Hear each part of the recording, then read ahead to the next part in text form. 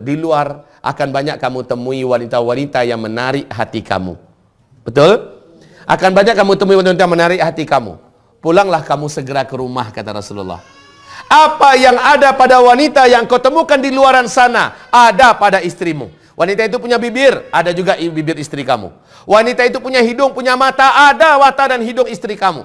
Wanita itu ada punya sesuatu yang spesial, ada juga pada istri kamu.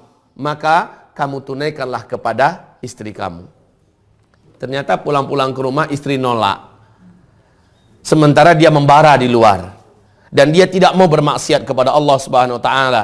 Dia pulang ke rumah minta agar istrinya yang menolongnya. Istri menolak. Ini adalah sebuah maksiat. Ini adalah sebuah dosa. Assalamualaikum warahmatullahi wabarakatuh. Alhamdulillah wassalatu wassalamu ala Rasulillah sallallahu alaihi wasallam. La haula wa la quwwata illa billah. Allahumma la sahla illa ma ja'altahu sahla wa anta taj'alul hazana idza syi'ta sahla. Rabbi syrah li sadri wa yassir li amri wahlul 'uqdatam min lisani yafqahu qawli wa ba'du. Ibarallah ummahatil muslimin arsyadani wa iyyakumullah. Pujian dan syukur kita kepada Allah Subhanahu wa taala, salawat dan salam untuk kekasih kita bersama, kekasih Allah Muhammad sallallahu alaihi wasallam. Kajian kita masih melanjutkan tentang 300 dosa yang sering dianggap lewat atau diremehkan oleh kaum wanita.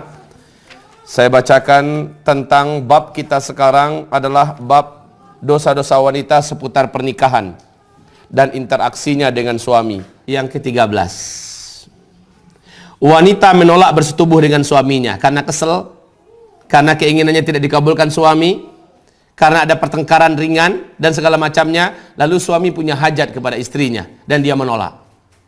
Ketika dia menolak, alasannya capek kek, atau alasannya udah terlalu malam, atau alasannya dia kurang sehat, ya, atau alasan-alasan yang sebenarnya secara syar'i tidak bisa diterima, dan dia menolak. Apa kata Rasulullah SAW? Idza da'a ar-rajulu imra'atahu ila firashihi fa'abat fabata ghadbana 'alaiha. Fabata ghadbana 'alaiha. Satu malam itu si wanita tidur dalam keadaan la'anathal malaikah. Seluruh malaikat mengutuk, melaknat wanita ini. Hatta tusbiha, sampai besok pagi. Bu, kalau malaikat-malaikat mendoakan laknat untuk wanita ini, kebetulan malam itu, ibu ingat nggak kajian kita? Ada satu malam dalam satu tahun Allah menurunkan penyakit wabah dari langit. Ya, lah orang yang kena laknat pasti kena itu. Orang yang dikutuk dilaknat pasti kena. Makanan yang terbuka, terenganga, pasti akan masuk wabah itu dan penyakit itu ke dalam makanan ini. Ya, begitu juga di malam hari di mana wanita ini kena laknat, ada sihir yang dikirimkan. Ada dukun yang dipakai orang-orang yang lawan-lawannya, dipakai guna jasa dukun, diguna-gunai masuk itu. Kenapa? Dia kena laknat malam itu. Yang melaknatnya adalah orang yang paling makbul doanya. Malaikat, bu, doanya paling makbul. Kenapa? Kata Rasulullah SAW, orang yang tidak pernah berdosa, lalu dia berdoa, pasti Allah kabulkan. Malaikat pernah buat dosa enggak? Tidak. Sementara malaikah jamak daripada malak. Berarti bukan hanya satu malaikat yang mendoakan laknat untuknya, tetapi malaikat-malaikat yang banyak mendoakan kelaknatan atasnya. Wal'iyadzubillah. Jangan sampai menolak jika alasannya memang tidak syar'i. Taib.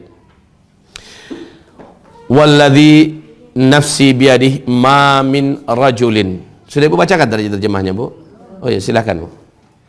Apabila seorang suami mengajak istrinya ke ranjang, namun istrinya tersebut menolaknya, lalu suaminya tidur dalam keadaan marah kepada dirinya, maka para malaikat akan melaknatnya hingga pagi, sampai hingga pagi hari. Naam. La haula wala quwata illa billah. Barusan ini yang ibu dengarkan adalah hadis Sahih Bukhari dan Muslim. Oh, sebaliknya gimana, Ustaz? Sebaliknya bagaimana? Tidak ada kewajiban suami untuk memenuhi keinginan. Nah, tidak ada, tapi kewajiban istri ada. Ya, kalau istri yang minta suami nggak mau, maka tidak ada dosa atas suami itu. Ya.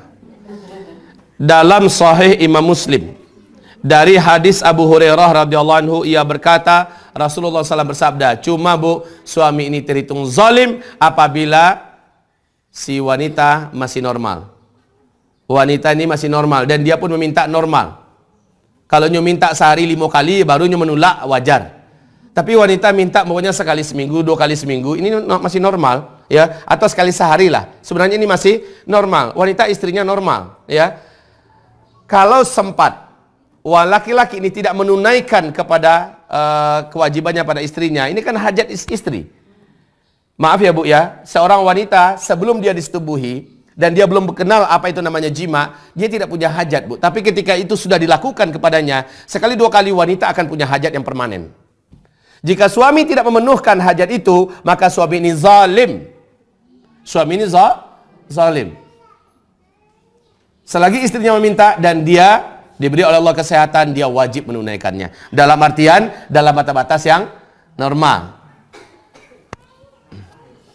Ya. Dalam hadis Sahih Muslim berikut ini dari Abu Hurairah radhiyallahu anhu, "Walladzi nafsi biyadihi ma min rajulin yad'u imra'atahu ila firashiha fata'ati 'alaihi illa kana alladhi fis sama' sakhitan 'alaiha hatta yarda 'anha." Artinya, demi zat yang jiwaku berada dalam genggamannya, tidaklah seorang suami memanggil istrinya keranjang, lalu istrinya tersebut merasa enggan kepada suaminya, melainkan yang berada di atas langit itu akan murka kepadanya hingga suaminya tersebut ridha terhadap dirinya. ya, sampai suami itu ridho kepada dirinya. Bagaimana cara ridhonya? Kata Rasulullah SAW, engkau lakukan apapun yang bisa membuat suamimu tersenyum lagi kepadamu. Engkau buat apapun yang membuat suamimu ridho lagi kepadamu. Lakukan apapun, selagi itu bukan maksiat pada Allah Subhanahu wa ta'ala. Baik ibu-ibu, limit terakhir suami wajib memberikan nafkah pada istrinya, kalau menurut konsep Umar bin Khattab radhiyallahu anhu, sekali dalam 4 bulan. Makanya kemarin kalau ada pertanyaan, siapa yang bertanya kemarin? Bagaimana kalau sang suami kerjanya itu orang kapal, pulangnya sekali 6 bulan, sekali setahun, kesian sekali ini istri ya. Nah, pulangnya aja sekali-sekali begitu. Sementara istri muda, dia tinggalkan mentang-mentang istrinya beriman, pasti tidak akan berzina, tetapi apa yang dilakukannya apakah bukan penyiksaan pada istri? Hah? Maka wajar dan pantas kalau calon istri ini menolak dari awal. Walaupun laki-laki ini laki-laki soleh, dia tolak dari awal. Saya tidak akan sanggup. Kamu tinggalkan lebih daripada 4 bulan. Kan dia belum punya pengalaman seks. Walaupun belum punya pengalaman, akan tetapi dia sudah membaca bahwa wanita itu maksimal hanya boleh ditinggalkan, tidak boleh lebih dari 4 bulan.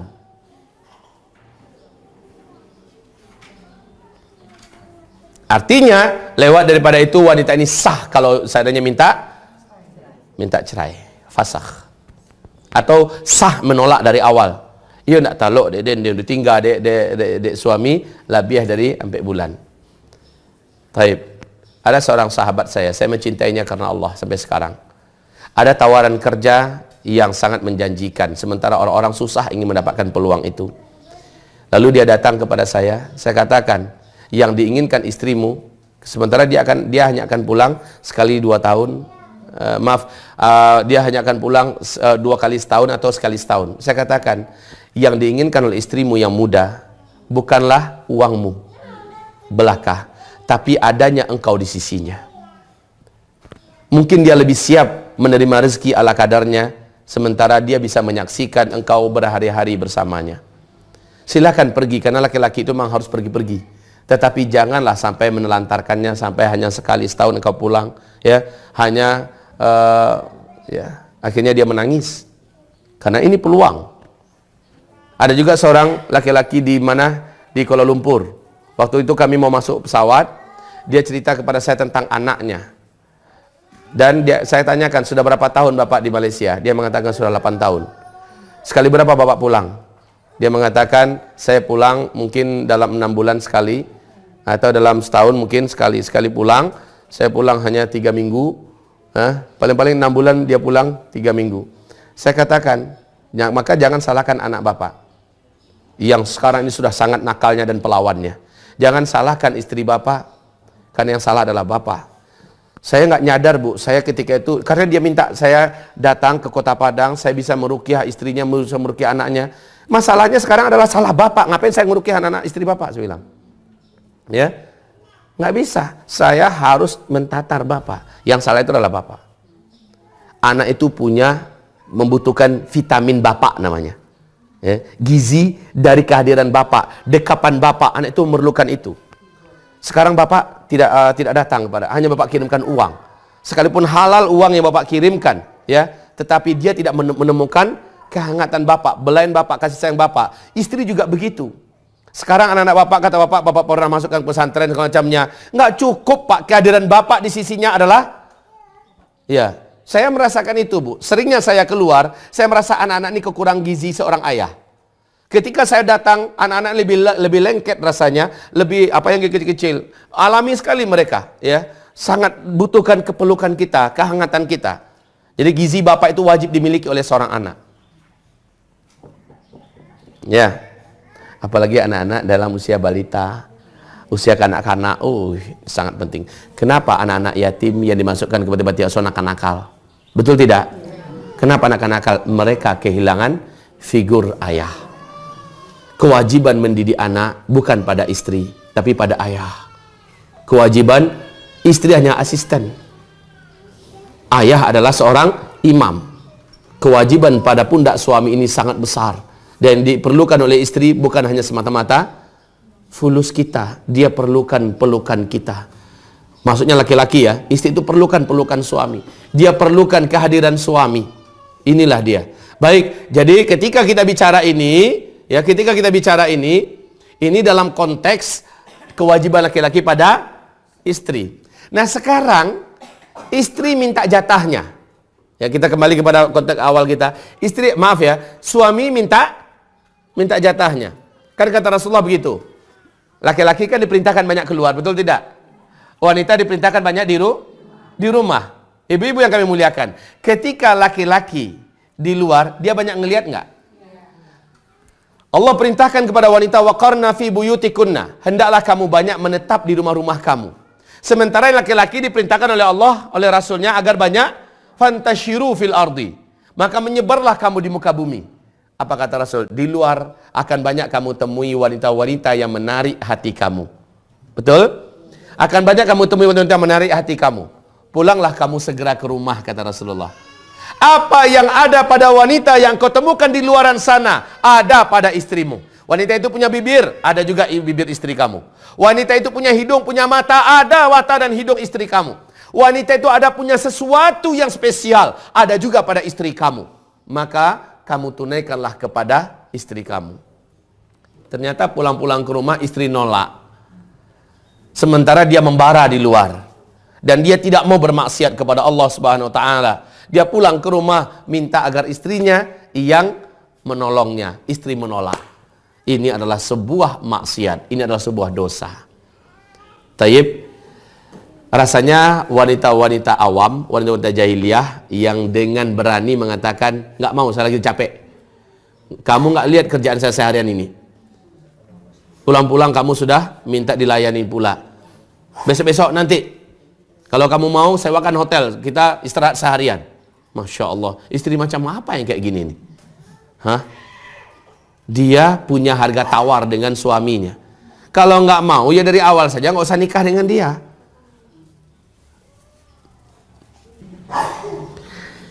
Baik. Lagi ngapain? Lagi sibuk, matikan semua kesibukan itu. Lagi masak, matikan masaknya. Ya. Coba lihat hadis sebelahnya. Walau ala tannur. Wa in kanat ala tannur. Baca artinya, Bu. Ya, itu yang di belakang tadi. Ya. Ya, apabila suami memanggil istrinya untuk memenuhi kebutuhannya, maka hendaklah ia memenuhinya, sekalipun saat itu ia sedang sibuk di dapur. Walaupun suami ketika itu istri ketika itu sedang masak, atau dia seorang penjahit punya sedang enak-enaknya menjahit, sedang enak-enaknya menjahit, atau dia sedang apalagi sedang nonton yang begitu santainya. Masak itu kan tidak boleh ditinggalkan kalau sedang masak, dan tidak. Sedangkan masak yang nggak boleh ditinggalkan saja diperintahkan untuk tinggalkan. ketika suami yang manggil. Ngapain suami manggil? Ngapain aja pokoknya. Ternyata suaminya minta diurut. Ternyata suaminya minta tolong buatkan teh susu. Ternyata suami minta dibekam. Dan sebagainya. Apalagi minta berhubungan intim yang wajib ditunaikan oleh seorang istri. Adalah sangat baik, datangi dulu. Ya, apalagi lagi nelfon, suami ngomong, Bu, ada telepon masuk, suami lagi ngomong nih, telepon masuk, maaf ya Bu ya. Sebuah bentuk tidak beradabnya istri, suami lagi ngomong dengan dia, kemudian ada telepon masuk, dia langsung aja ngomong tanpa minta izin, boleh saya angkat ini? Kalau suami izinkan baru boleh kita angkat. Ini enggak, langsung ngomong, tanpa minta izin, tanpa ampun, langsung ngomong. Kayak penting kali lah orang nih, daripada suaminya, yang dia adalah tuannya, dia adalah imamnya, dia adalah rajanya. Penting kali lah orang nih, maaf ya, ini termasuk wanita kurang ajar. Wanita kurang ajar, tidak beradab. Apalagi di depan Allah. Di depan Allah subhanahu wa ta'ala. Baru lepas sholat, terdengar HP berbunyi. Dia langsung, padahal dia masih di haribaan Allah subhanahu wa ta'ala. Maka saya tersentuh dengan ulama-ulama kita kemarin di Madinah. Saya ketemu dengan Ustadz Arifin Ilham. Saya ketemu dengan Ustadz Farid Ahmad Utbah. Saya ketemu dengan beliau. Asal pergi ke masjid, HP pasti beliau tinggalkan di rumah, di hotel. Selama keluar ke masjid, nggak mau dia bawa HP. HP di hotel. Kalau pulang ke hotel, masuk kamar, baru diaktifkan. Ini adab sebenarnya. Kenapa? Saya bicara dengan Ustaz Arifin. Saya bicara dengan Ustaz Farid yang ketika itu bisa ketemu ya. Ketika itu ada juga Ustaz Bakhtiar Nasir. Tapi nggak sempat ketemu saya. Ada juga Ustaz Ustaz Abdul Somad. Saya juga nggak sempat ketemu. Nah, mereka ini punya adab. HP tinggal di rumah. Apa katanya? Masa saya sedang di hadapan Allah, di rumah Allah, saya bicara dengan orang lain, saya sangat tidak beradab katanya. Saya tidak akan mau melakukan itu. Nah, ini dengan Allah Subhanahu wa taala. Wa ba'dallah wa ba'da rasulih fazauj. Setelah Allah, setelah rasulnya suami. Jangan sesekali melakukan adab yang tidak baik itu kepada suami kita. Sedang mengeceknya, awak mengecek lo orang lain. Nah. Baik. Walau iwain kanat ala tanur, sekalipun wanita ini sedang masak. Sedangkan masak itu ibu-ibu tahulah, ya, tidak boleh ditinggal, tidak boleh diputus. Tapi kalau panggilan suami, maka wajib tinggalkan. Putuskan masak itu. Sampaikan, datang dulu sebentar. Dah, nasi sedang tak jarang, ini sedang kok santale ba'ala. Pasti dia akan mau paham, ya. Tapi kalau katanya, namuh dia duda kapai sebantale kini lah. Nah, kalau sudah begitu, matikan. Begitu loh Bu. Baik. Bu, karena inilah masalah yang terbesar bagi kaum Hawa. Hadis-hadis di sini cukup padat daripada bab-bab sebelumnya. Coba Ibu lihat di bawahnya, Bu. Coba Ibu lihat di bawahnya. Ibnu Majah telah meriwayatkan sebuah hadis dengan sanad hasan dari Abdullah bin Abi Aufa radhiyallahu anhu dari Nabi sallallahu alaihi wasallam, beliau bersabda, "Lau kuntu amiran ahadan ay yasjuda li ahadin la amartul mar'ata an tasjuda li zawjiha. Walladhi nafsu Muhammad bin yadihi la tuaddi al-mar'atu haqqa rabbiha hatta tuaddi haqqa zawjiha walau sa'alaha nafsaha wa hiya ala qatabin lam tamna'hu." Artinya, seandainya aku boleh menyuruh seorang bersujud kepada manusia, niscaya aku perintahkan seorang istri untuk bersujud kepada suaminya. Tidak boleh yang lain.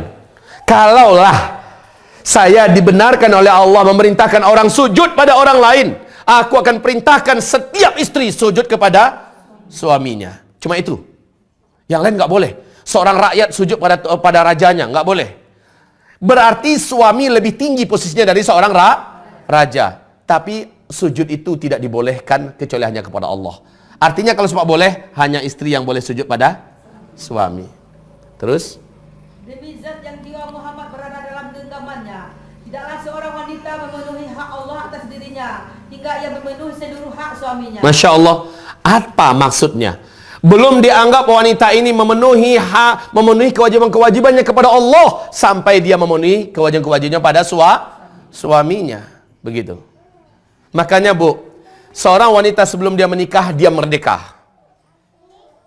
Tapi ketika dia sudah menikah, kata Rasulullah, dia sudah merelakan dirinya masuk dalam kerangkeng perbudakan. Bahasa hadis ini kasar memang ya. Maknanya apa? Seorang wanita bukan lagi miliknya ketika dia sudah menikah. Dia sudah menjadi milik suaminya. Ketika dia sudah menikah, dia sudah tidak boleh kemerdekaan untuk dirinya. Karena kemerdekaannya sudah diserahkannya pada suaminya. Makanya hati-hati milih suami. Supaya jangan dapat suami yang otoriter. Jangan dapat suami yang zalim, jangan dapat suami yang jahat, yang fasik, di mana istri akan tersiksa hidup bersamanya. Pilihlah suami yang soleh, yang bijaksana, suami yang lembut, suami yang terkenal dengan tanggung jawabnya. Maaf ini ibu ya. Maka di kalangan para salaf menilai seorang suami itu, dia lihat bagaimana setelah dia beristri. 1, 2 kelihatan, maka dia percayakan anaknya untuk jadi istri yang ketiga. Setelah dia lihat, oh ternyata dia tipe yang bagus. Kelihatan kok, terbukti. Masya Allah, hamba-hamba Allah yang kami muliakan, ini dikubur hidup-hidup zaman sekarang, yang disebut dengan poligami. Ya, pada poligami salah satu cara untuk mengetahui laki-laki ini baik atau tidak. Lihat dulu, beristrilah dia. Baik nggak dia pada istrinya? Karena kata Rasulullah, sebaik-baik laki-laki di antara kamu adalah yang paling baik pada istrinya. Nah itu loh. Kalau udah kelihatan dia baik pada istrinya, lihat bagaimana dia dengan mertuanya. Lihat bagaimana dia dengan sepupunya, dengan iparnya, bagaimana dia dengan masyarakatnya. Udah kelihatan, maka dia merasa tenang menitipkan anak gadisnya kepadanya. Udah teruji maksudnya. Ya, lanjut. Dan seandainya suaminya meminta dirinya untuk berjima, sedang saat itu ia berada di atas kain pelana atau punggung untanya, maka ia tidak akan menolaknya. Sedang seriusnya di atas kudu, nah, anggaplah dia wanita yang suka berkuda. Atau dia sedang dalam safar, dipanggil oleh suaminya. Ini maksudnya di atas pelana ini sama dengan safar, ya. Nyo sedang safar di Jakarta. Di mana kini dia? Masih di Jakarta dah, capeklah pulanglah. Udahlah di Pekumbuah kini, ya. Pulanglah capek. Tapi masih 3 hari leda, udah para lu kini. Pulanglah sayang. Pulanglah, dia wajib. Alun selesai le, besok penandatanganan dah. Nanuda aku umpamanya, besok lu dah kapai. Nak doa kata oleh sayang, kinilah. Pulanglah dia dulu kini, besok pagi tabang balik, udah hantar ke airport. Sambil-sambil juga udah pergi sekali ke airport. Kan artinya kalau suami bijaksana dia akan cepat memberikan solusi. Baik. Sampai begitu loh ya. Sedang safar pun, ibu lah sedang di tengah jalan ke Bukit Tinggi, ke Balanjo, sedang tengah jalan baru suami ternyata pulang dari kantor. Ternyata ada sesuatu yang mengganggunya di kantor sehingga dia ingin selesaikan itu segera di rumah. Ya, dalam artian kebutuhan biologis. Dia kontak istrinya, sedang di mana? Masih di jalan dah. Baliklah pulang sebentar. Besok saja ke Bukit Tingginya. Pulang, Bu. Pulang. Sampai begitu loh. Kalau tidak usah bersuami. Kalau lai kalau lai kapan nuri mode itu bersuamilah. Tapi kalau indaknya jadi kau pupuk api neraka juga sudahnya, Bu. Ya, kita akan menjadi penghuni api neraka kalau seandainya kita dipanggil suami kita tidak mau. Taib. Ya, dia harus mengatakan pada suaminya dia sedang haid, ya. Dan kalau istri-istri Rasul itu punya pakaian khusus, Bu. Kalau dia pakaian itu, berarti suaminya langsung paham, istriku sedang datang bulan. Dan para istri ini pun sangat bijaksana, Bu. Coba ibu baca istri Rasul, istri para sahabat. Salah satu yang sangat dibanggakan bagi dalam wanita solehah adalah dia langsung mempersilahkan suaminya, wahai suamiku, aku sedang haid sekarang. Jika engkau memperoleh hajat biologis, aku izinkan engkau untuk datanglah istrimu yang lain. Ini Bu, ini hanya ada dalam dunia ta'adud zaujat. Ini hanya ada dalam dunia ta'adud zaujat. Yang dijalani Rasul, yang dijalani para sahabat, yang dijalani para tabi'in, tabi'in dan seterusnya. Dia perkenankan suaminya, datanglah salah satu di antara istri yang engkau inginkan, ini sedekahku. Pulanglah, pergilah. Nanti setelah selesai, kembali dia kepada istrinya. Ini ada ya, ada dalam Islam, ada konsepnya, ada fikihnya. Lanjut, Bu. Ithnani la tujawizu salatahuma ru'usahuma abdun abiqun min mawalih hatta yarji'a ilahim wa imra'atun asad zawjaha hatta tarji'. Dua golongan yang salat, keduanya tidak akan melampaui kepala mereka. Salatnya itu tidak naik, hanya sebatas di badannya saja. Salatnya sampai ke arasy Allah, tidak akan diterima oleh Allah. Siapa yang dua orang ini? Satu. Budak, yakni budak yang melarikan diri dari tuannya hingga ia kembali. Selama dia masih melarikan diri dari tuannya, maka sholat dia, sholat yang tiang agama saja tidak naik dari tubuhnya, artinya nggak diterima oleh Allah, apalagi yang lain-lain. Budak loh ya, yang melarikan diri. Jadi harus gimana? Dia harus balik ke tuannya. Pertanyaan, bagaimana kalau tuannya itu orang kafir? Bagaimana kalau tuannya itu orang musyrik? Kalau dia berhasil melarikan diri, apakah dia harus kembali pada tuannya yang kafir?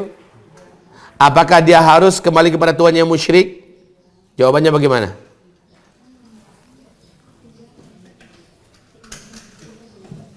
Jawabannya bagaimana? Dia udah bisa melarikan diri nih.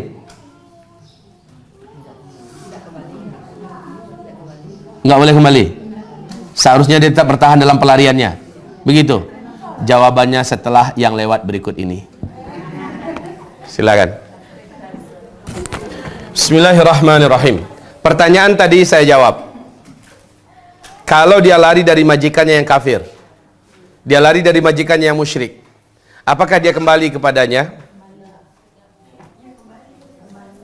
Jawaban yang benar adalah jika kembalinya tidak mengancam nyawanya dan tidak mengancam agamanya, dia wajib kembali. Tapi kalau dia kembali, nyawanya pasti terancam, dia dibunuh atau dia disuruh murtad, maka dia tidak boleh kembali. Terjawab ya? Sudah, begitu caranya. Dan kalau majikannya muslim, wajib kembali, nggak ada alasan. Wajib kembali, walaupun dia akan dibunuh oleh majikannya. Walaupun dia akan dibunuh oleh majikannya. Dosa tanggung oleh majikan dan dia syahid. Paham? Baik hamba-hamba Allah yang kami muliakan, demikian. Nah, uniknya hadis tadi tentang seorang budak yang lari dari majikannya, ibadahnya tidak diterima oleh Allah, kenapa disejajarkan dengan berikutnya, Bu? Baca terjemahan berikutnya. Kenapa disejajarkan? Dan wanita yang bermaksiat kepada suaminya hingga ia kembali kepada suaminya tersebut. Disamakan.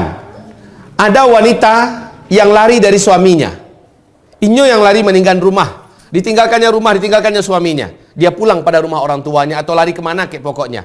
Ya, maka selama itu ibadahnya tidak naik, doanya tidak naik, dan dia dalam keadaan dikutuk oleh Allah Subhanahu wa taala dengan kutukan para malaikat. Ya. Ya, kalau suaminya menzalimi, maka dia harus diproses. Bukan caranya lari.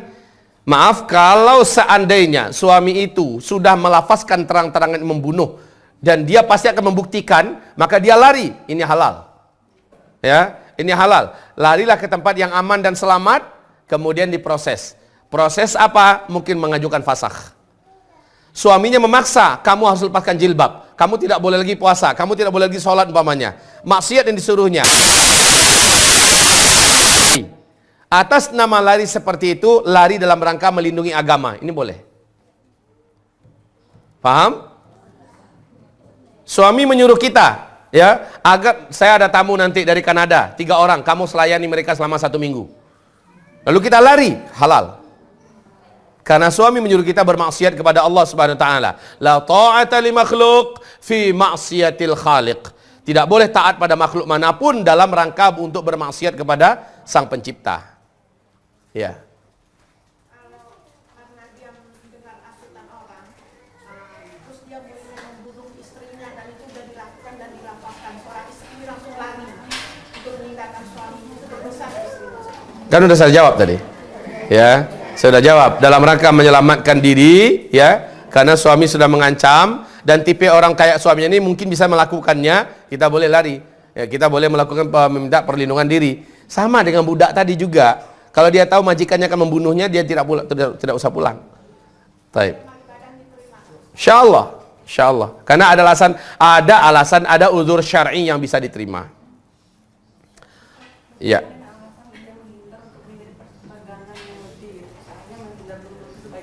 Nggak boleh, nggak boleh. Seharusnya seorang istri ketika dia bersitegang dengan suaminya, istri dalam posisi itu harus banyak diem. Jangan diladeni, jangan dilawan. Ya, kau mengecek suami, mengecek lo, mengecek suami, mengecek awak, ya kan? Awak tahu temperamen suami tidak mau dijawab. Banyak suami yang begitu kan, nggak mau dijawab, manjawe juga kau lagi. Itu kan? Diam kenapa sih? Ayahanda kandung saya yang sekarang masih hidup, apakah salah satu keistimewaan ibunda kandung saya yang melahirkan kami kakak beradik, keistimewaannya yang tidak pernah dia lupakan seumur hidupnya, dan ini sangat berarti baginya. Ayah saya ini kan temperamen orangnya, pemarah, ya. Ibunda saya ini kalau nyuniu kok, ibu ambo kan buya setinggi kok de uminya. Tenaga umi ko dorom ciet nyuangke ko tenaga umi ko almarhumah. Sabana takui orang jumi ko. Berusaha orang jumi nak laki-laki nan nyu simpai tu tati lantang orang tu. Buya randahnya. Bisa dilipik-lipik di umi tu. Iya, ini Buya cerita nih, ayah anda yang cerita. Tapi kalau Buya sudah marah umi ini diam. Dia diam, dia tunduk. Paling-paling dia hanya nangis. Menjadikan Buya langsung calling down. Ya, semarah-marah apapun Buya, ya, umi pasti diam. Dia diam saja. Dia diam, tidak mau membantah, tidak mau menjawab. Kalau disuruh dia cepat mengerjakan. Apa kata Buya? Inilah satu-satunya istri yang paling dalam di hati.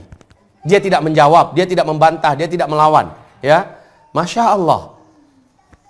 Tapi kalau dilawan, suami temperamen, suami marah, dilawan, dibantah, makin jadi. Ya, makin jadi.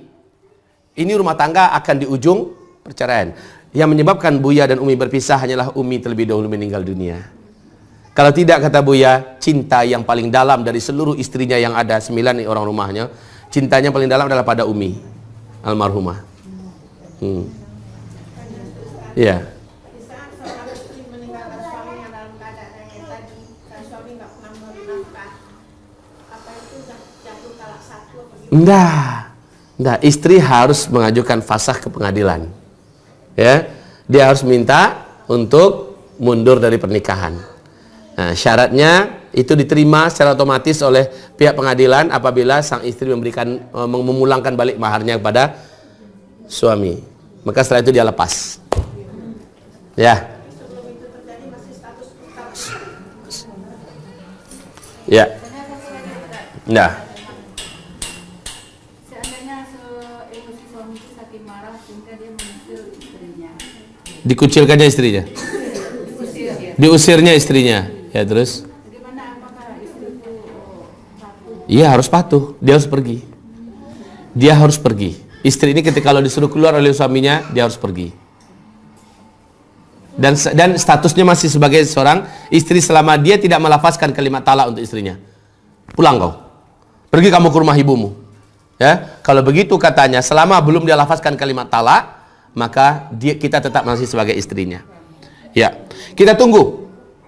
Dalam masa penungguan itu ternyata dia tidak menjemput, maka pihak keluarga kita ditugaskan untuk mendatangi suami ini.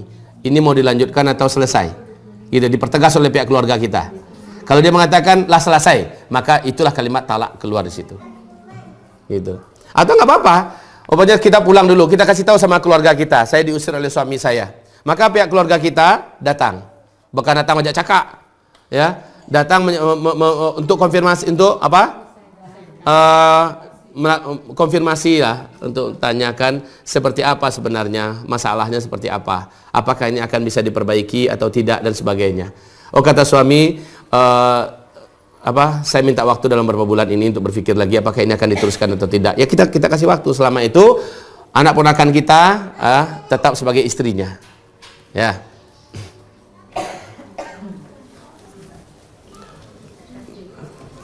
Taib.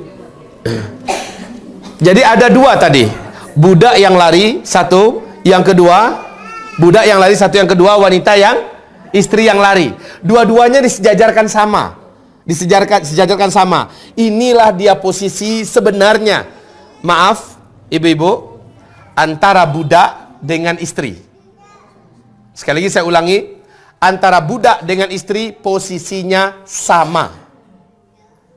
Tersinggung, Bu?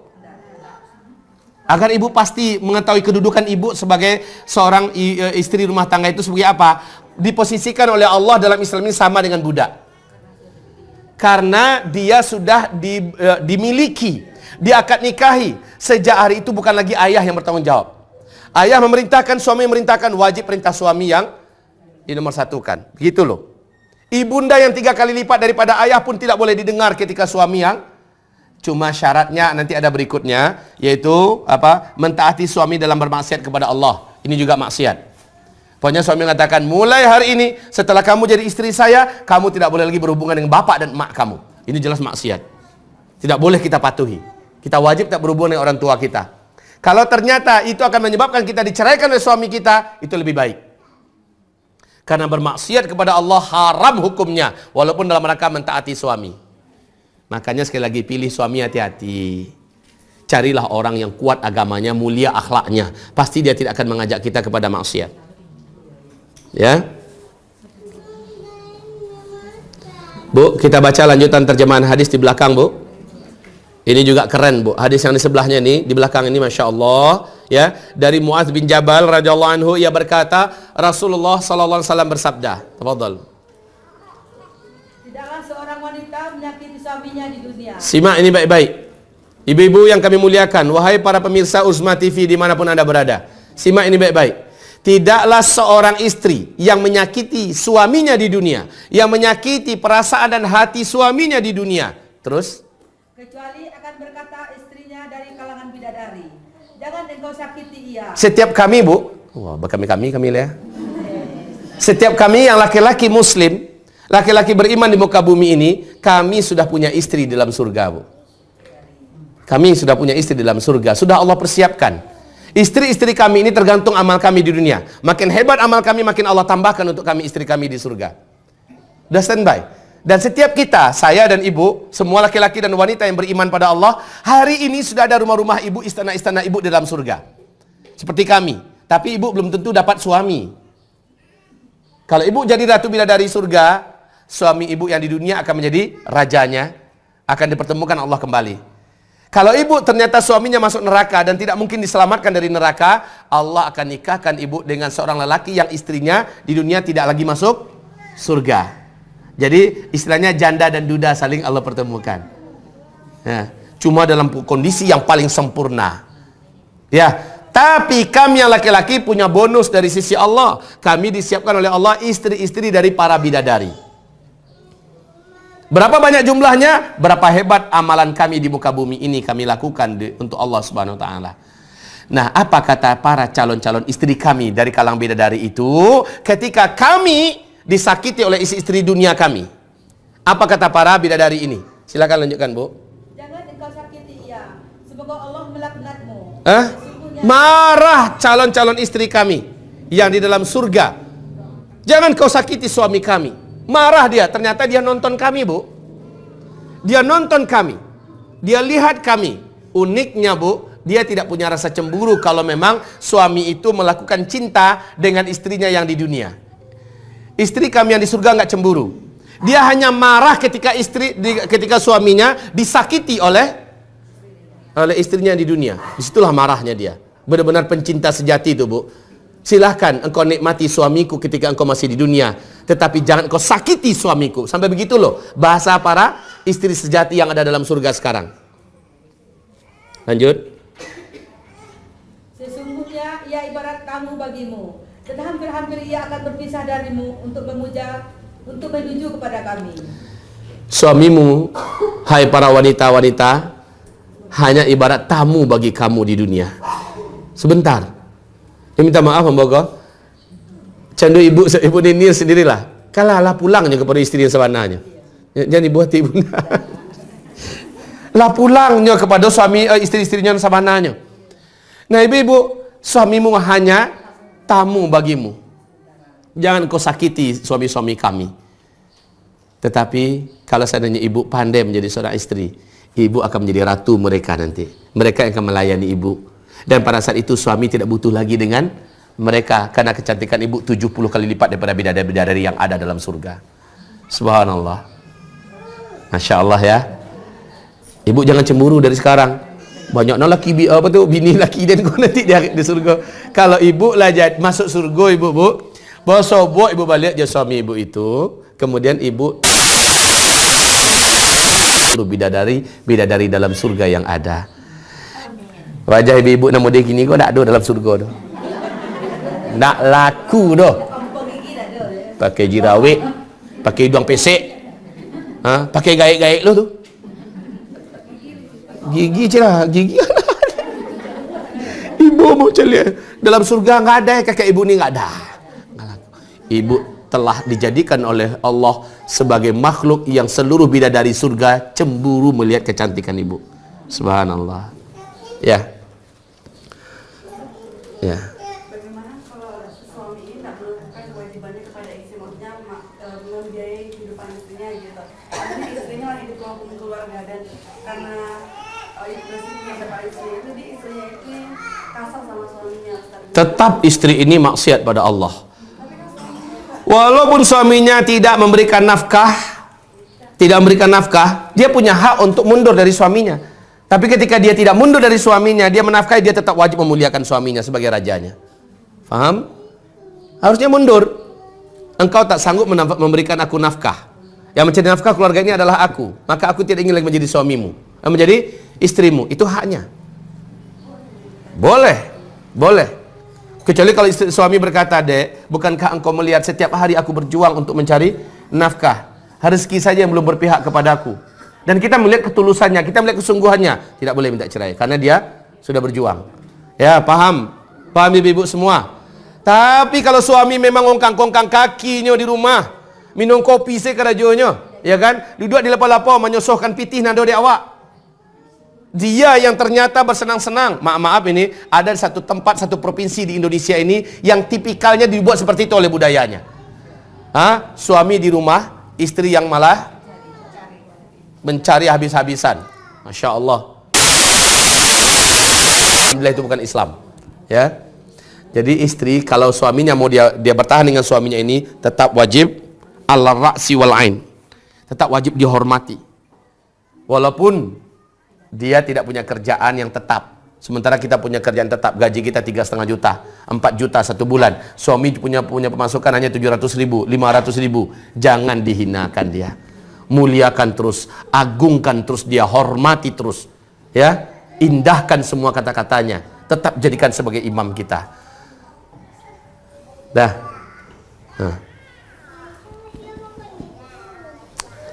Ada pertanyaan yang lain? Tidak ada. Lanjut di bawahnya. Innal mar'ata tuqbilu fi surati syaitan. Nah, ibu-ibu, ini masalah bara syahwat yang menyala di dada seorang lelaki yang beristri. Laki-laki, bu, syahwatnya sangat mudah menyala, beda dengan wanita. Ya, saya ulangi sekali lagi. Laki-laki, bu, syahwatnya sangat mudah menyala, beda dengan wanita. Syahwat laki-laki ini, ibu-ibu yang kami muliakan, standarnya laki-laki di muka bumi Allah ciptakan itu 4 kali lipat wanita. Yang salah-salah loh, bu, ya. 4 kali lipat wanita. Seluruh laki-laki secara fitrahnya syahwat laki-laki itu dikali lipat oleh Allah 4 kali lipat daripada wanita, dan dia mudah menyala. Ketika diperintahkan oleh Allah, fantashiru fil ardi, menyebarlah kamu di muka bumi, maka banyak yang akan dilihatnya. Apalagi di zaman fitnah ini, di zaman jahiliyah ini. Pergi ke pasar, banyak wanita-wanita yang membuka aurat. Pergi ke airport, semua rata-rata kayak bintang binatang yang berjalan, ya. Pergi kemana-mana, banyak betul yang akan membuat syahwatnya terpancing. Siapakah yang bisa memadamkan syahwat ini? Sakan itu siapa? Sakan itu adalah istri. Nisa'ukum sakanun lakum. Wanita-wanita kamu, istri-istri kamu adalah sakan untuk kamu. Sakan itu apa artinya, bu?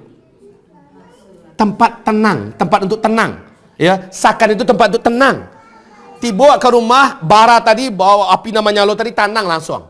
Sakannya adalah istrinya. Nah, ketika dia datang ke rumah, ternyata istri tidak melaksanakan fungsinya, makanya Allah marah, makanya malaikat marah. Kalau sempat penolakan ini menyebabkan suami terperosok kepada perselingkuhan, karena dia tidak mampu lagi, tidak tahu lagi kemana harus menyalurkan, suami berdosa, istri pun ikut berdosa. Nah, la haula wala quwata illa billah. Jadi ibu yang kami muliakan, ini hadis yang di bawah. Para laki-laki kalau keluar, bu, dia akan menemukan banyak wanita. Di wajah wanita itu ada setan, dan maaf, di dada wanita itu ada setan, maksudnya payudaranya. Kemudian di pinggulnya juga ada setan. Fi surati syaitan, di mana setan datang menjelmakan kepadanya keindahan. Maaf sekali lagi, bagaimana bentuk dibayangkan oleh setan kepada laki-laki. Bagaimana bentuk-bentuknya? Nah, coba ibu baca hadisnya. Sesungguhnya wanita itu tampak dari depan dalam bentuk setan dan dari belakang dalam bentuk setan. Maaf, ibu jangan salah sangka loh ya dengan hadis ini. Nanti ibu akan marah pada Rasulullah SAW. Makanya perlu diterjemahkan oleh para ulama dan para ahli hadis. Maksudnya adalah syaitan itu, di hadis yang lain, setan itu mendatangi wanita dan menyebabkan wanita cantik di hadapan laki-laki dari depan wajahnya. Wajahnya dan bentuk daripada tubuhnya. Terus dari belakang, pinggulnya dinampakkan. Dibayangkan bayang-bayangan oleh syaitan itu macam-macam. Ya, makanya ibu-ibu kita itu diperintahkan untuk berbaju longgar. Tebal dan longgar menutup aurat supaya halusinasi yang bisa didatangkan syaitan itu tertutup dengan berkahnya pakaian-pakaian oleh wanita. 2 malam yang lalu istri saya bercerita. Mana istri saya Aisyah? Dia cerita betapa dia sudah berusaha memakai pakaian yang islami di Banda Aceh. Tetap saja diburoni, dikejar-kejar oleh laki-laki di sana waktu kuliah. Sementara dia lihat orang-orang yang bercadar dengan pakaian tebal dan betul-betul dihormati, disegani oleh orang. Syaitan susah untuk membayangkan bayang-bayangan yang ini kepada laki-laki pada umumnya. Jadi orang-orang bercadar, Bu, ibu lihat di YouTube, di Eropa, di Amerika, di mana-mana, orang bercadar betul-betul tidak mau diganggu. Maksudnya orang lain nggak mau mengganggunya. Inilah yang Allah maksudkan dalam Al-Quranul Karim. Sesungguhnya yang demikian itu adna, lebih jauh kemungkinan kamu untuk ayyudaina, kamu untuk disakiti. Orang bercadar lebih jauh kemungkinan beliau untuk disakiti, Bu. Subhanallah. Setannya dengan keberkahan cadar itu, dengan keberkahan pakaian muslimah, tidak pun bercadar tapi full pakaian muslimah, insya Allah dia lebih jauh dari setan. Setan sulit untuk mengotori pikiran orang, khususnya laki-laki, Bu. Ya. Terus Apabila salah seorang dari kalian melihat seorang wanita, maka hendaknya ia segera mendatanginya atau menyetubuhi istrinya, karena yang demikian itu akan meredam gejolak dalam dirinya. Ya, selesai. Inilah dia beberapa maksiat dan dosa kaum wanita yang sering diremehkan oleh kebanyakan wanita-wanita. Semoga setelah mendengarkan uraian ini ada perubahan dalam rumah tangga kita, dalam kehidupan kita. Kita cukupkan sampai di sini. Ingat, Rabu yang akan datang pengajian kita spesial. Ya, kita mulai dari jam 9 kita bertolak dari sini melakukan semi wisata di Al-Hufaz Sport Center kita di An-Nabawi. Insyaallah taala. Dari jam 9 ya, Bu ya. Kita kumpul di sini, kita naik mobil, yang bawa mobil bawa kawan-kawannya, yang lain kita akan charter bawa makanan ya, di mana kita akan saling makan bersama nanti selepas pengajian di situ. Wabillahi taufik wal hidayah. Kita tutup dan doa kafaratul majlis. Ibu-ibu, sekarang saya akan kembali menambahkan gizi anak-anak kita yang sedang karantina, ya, vitamin mereka yang sedang karantina tahfiz. Jadi yang jalan berikut ini adalah untuk karantina tahfiz. Kemarin berapa terkumpul, Mudirah? 650. Itu bisa beli korma 1 kardus itu. Insyaallah bisa beli korma 1 kardus. Semoga hari ini bisa beli kismis untuk menguatkan daya ingatan dan hafalan. 1 kardus kismis berapa, Mah? Hampir sama juga ya. Ya.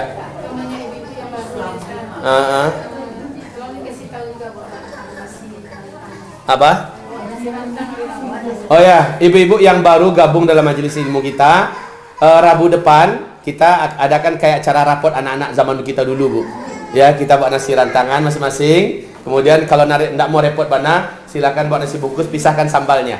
Nanti kita akan berbagi sambal, kita akan ya keakraban lah. Keakraban ukhuwah itu kita jalin ya di acara Rabu depan. Asyhadu an la ilaha illa anta astaghfiruka wa atubu ilaika. Wassalamualaikum warahmatullahi wabarakatuh.